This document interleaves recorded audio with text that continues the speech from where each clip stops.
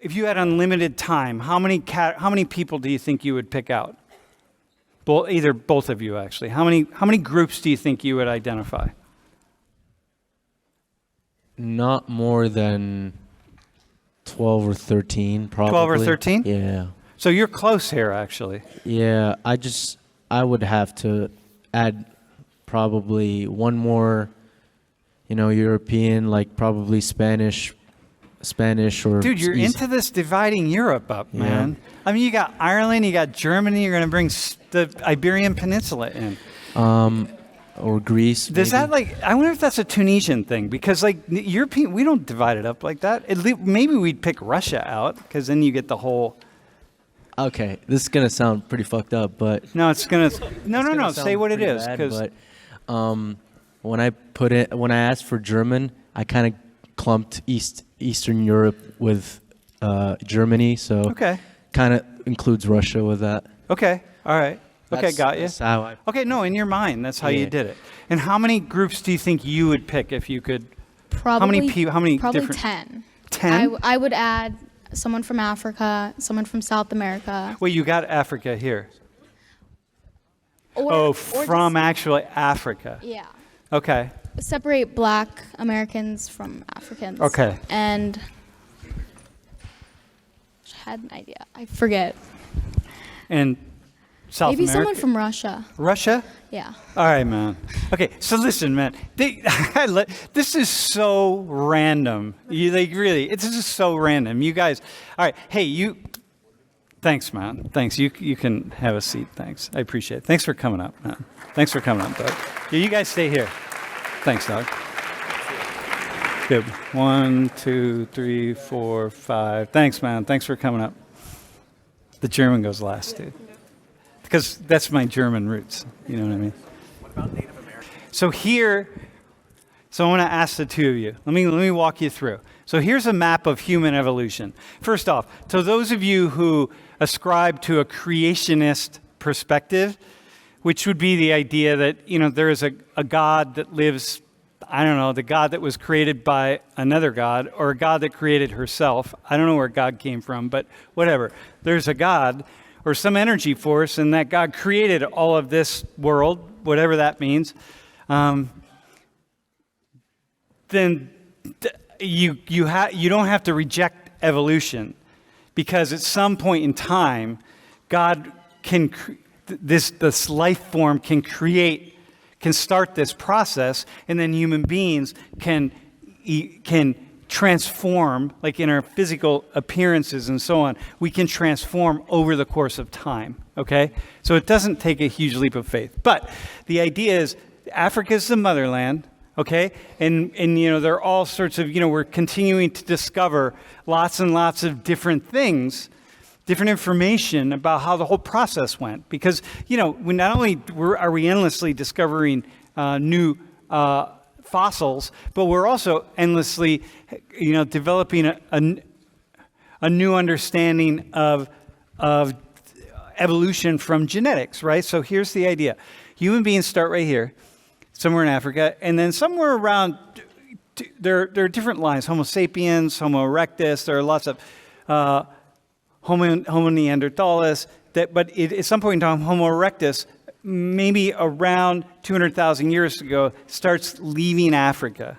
First off, understand, these are both Africans. You really got to understand, right? These are both Africans.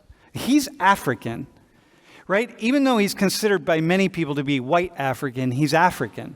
Okay? He's more African. Wait, what's your ancestry again? I don't remember. I'm Afro-Latina, so I'm... Afro-Latina. I'm from... Oh, is it on or...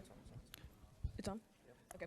I'm Afro-Latina, so I'm from Panama, and my ancestry is, descendant of slaves from Africa. Okay, it's from Africa, right? But yeah. Have you ever been to Africa? No. Okay, so this guy's more African than she is. Sociologically, for sure. She's never been to Africa, dude. He's from Africa. He's African. You know what I mean? And if he decides, hey, I'm going to stay here in the U.S., he'll become African American. He'll become like African American. He gets like the double African. You know what I mean? Whereas you're Afro-Latina. You're like, but you don't. But your connection to Africa is like, okay. I mean, there's a lot of connection, mind you, lots of stuff in Panama. Okay, all right, thanks, man. When you think about Africa, Africa is the most genetically, biologically diverse continent in the world. There's more diversity among humans in Africa than anywhere.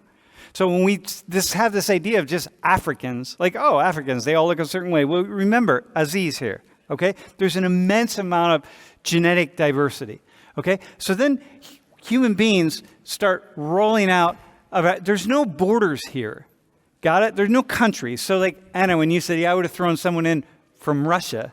So so we think about Russia here, hundreds of millions of years of evolutionary process. Like, what's Russia?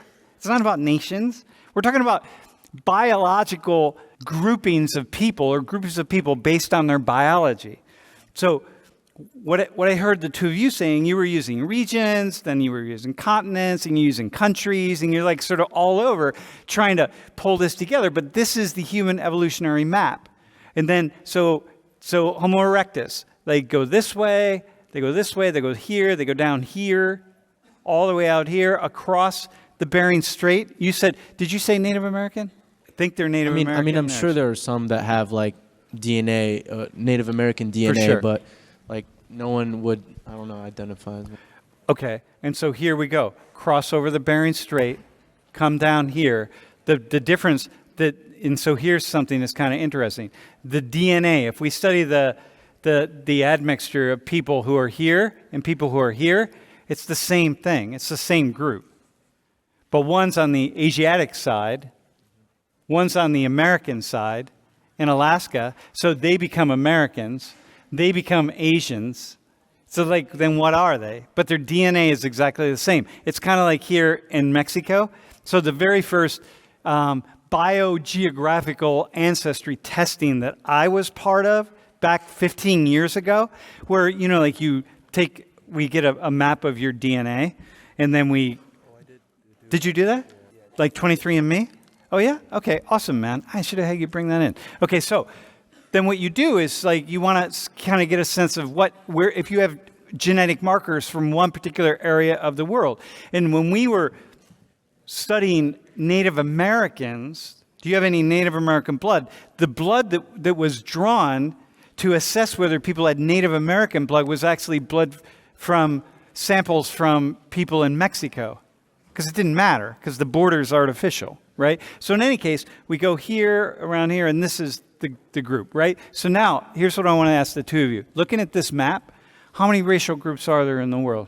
Sociologically speaking, I think that there are almost too many to count. Uh-huh. But why here's is the that? thing. Genetically, we're all almost identical by a differential of 0.01%. Uh-huh. Like, the difference between a black person and the person that's as white as snow is almost nothing, genetically speaking. Uh-huh. So if you're asking, is there only one or are there many? I would have to say it's up to whether you want to define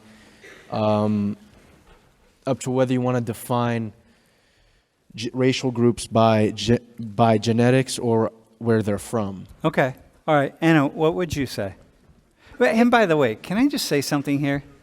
I mean, if you're just looking at the graph, I think there's 17 arrows including you the would go red with the zone, arrows. if you're like specifically talking about the chart. Okay, so you picked that out. Okay, so hang on. Now I'm going to say those arrows don't mean anything. They're just random. Yeah, they're just random. They're just up there. So like whatever. To show which direction, populations went. Like for example, in India, kind of what we know is that there was a migration this way and then they came down into the subcontinent there. So yeah. Okay, so now I just said that. Now how many racial groups would you pick? But that was a good guess. Like that's kind of cool. All right. Probably wouldn't be able to count then. I would agree with him. If the arrows mean nothing, then they could all split up and, I guess, evolve differently, slightly. Yeah, With different okay. characteristics. Okay. So let me ask the two of you. Where does Europe end and Asia begin? In the middle of Russia somewhere. Somewhere right here? Yeah. Would you say that? Wait, hold on. What would Anna? What would you say? Where does Europe end and Asia begin? Can you see the arrow? Push that top thing Okay. right there. Right here. Right there. Well, it depends Yeah. on if you include the Middle East and Asia. Okay. All right. I got you. No. All right. So they're right in there. All right. Depends. That's fair. So so same thing. There are infinite number of racial groups. Okay. All right. I think what I would say is that's really the way to go, because when I look at this map, I'm like, I don't know. It's all just random. How do you pick it out? And including racial groups. We mostly don't even talk about racial groups anymore. What we talk about are ancestry groups, because what we really want to look at is like the area of the world that your ancestors were from, the part of the world, right? We talk about, so that's like geography and so on. Then your biology, what your body type looks like, your morphology, right? Your phenotype, your genetics, right? Your family history. I mean, all these things come together, and then we just start talking about somebody's ancestry. And then, like, how do you make that determination? Like, you look in this classroom, like, how literally would you divide the world up, this classroom up into separate groups? Well, I think the reason why there are racial groups to begin with is because, all right, this is gonna sound crude, but when I was picking out people earlier, I was using my racism to identify racial groups. It is Your like, racism, what do you yeah, mean by racism. that? Like, oh, okay, so you have orange hair, so you're a part of this group that I identify, that I block in with everyone. Uh-huh. You have this skin tone, so I assume you're from this place. Uh-huh. You said we can't ask questions, and you're kind of using Yeah. your bias and racism to Got do you. so. Okay, but how about just your generalization, like what you know? I wouldn't call that racism. I would call it just, yeah, it's not racism at all, right? You're seeing people's physical appearances, and you're saying, where do I think people with those physical appearances come from in the world? That's not racism. Yeah. If you were to have parents that were, for example, black and Middle Eastern, you'd kind of have a hard time identifying what racial group they belong to.